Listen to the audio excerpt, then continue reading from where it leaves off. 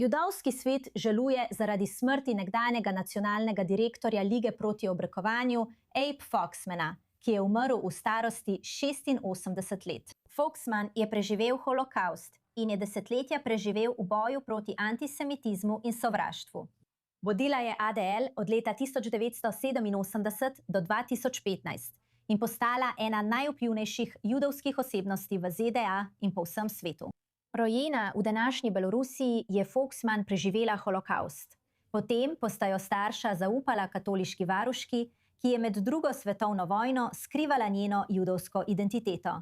Pod njenim vodstvom se je ADL prerasel v pomembno svetovno organizacijo, osredotočeno na boj proti antisemitizmu, ekstremizmu in diskriminaciji. Trenutni vodja ADL, Jonathan Greenblatt, je Foxman opisal kot ikonično judovsko voditeljico, predano gradnji sveta brez sovraštva.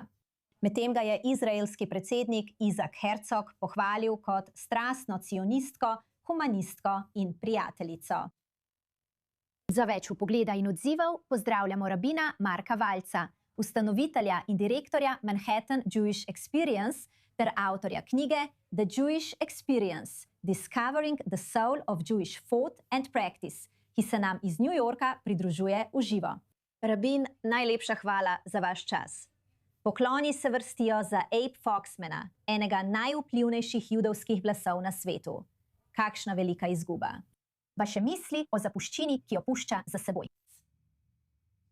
Da bil je velik človek in njegovo vodstvo že pogrešamo, ter ga bomo zagotovo pogrešali tudi v prihodnje. Uveljavil je judovsko obrambo. Oseba, kot ste tako lepo opisali v uvodu, ki se je celo življenje borila proti antisemitizmu. In proti temu se je boril zelo široko, da se ne bi osredotočal le na sovraštvo do Judov, ampak na vsakršno nestrpnost, na katerokoli obliko sovraštva do katerekoli etnične skupine ali manjšine. In to je izjemna izguba. Ne vem, če bi si lahko kdaj predstavljal, kaj se dogaja danes, kako so se stvari vedno bolj in bolj slabšale. Ampak zelo močno čutim, da vodim meje manhattansko-judovsko izkušnjo. In izdal sem to knjigo The Jewish Experience, ker moramo, po mojem mnenju, preiti iz tega, da se samo branimo, v to, da dejavno živimo kot Judje. Moramo doseči, da se mladi Judje zaljubijo v svojo judovsko vero, v svojo judovsko dediščino, v Izrael, in prenehati moramo delovati zgolj obrambno. Liga proti obrekovanju mora seveda obstajati in še naprej moramo podpirati njeno izjemno delo. Mislim pa, da moramo nekoliko spremeniti smer in več svojega fokusa ter truda usmeriti v pozitivni judaizem ter graditi judovsko skupnost od znotraj, saj je po mojem mnenju najboljši odgovor na antisemitizem močni, ponosni Judje.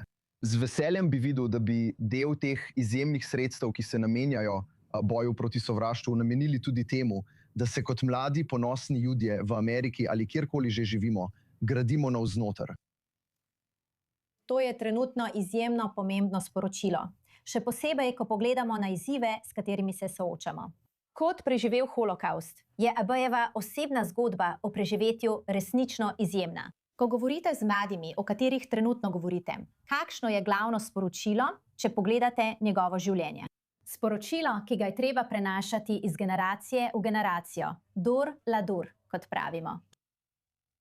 Ja, če pogledate življenje Abeja Foxmana, človeka, ki je pobegnil pred grozotami Šoje, da bi se na to vrnil in se boril z vso močjo.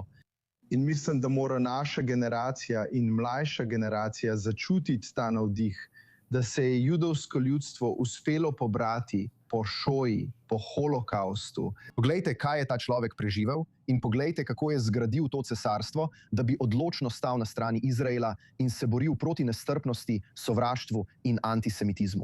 Zdaj živimo v posledicah ne Šoje, ampak precej sodobne Šoje 7. oktobra.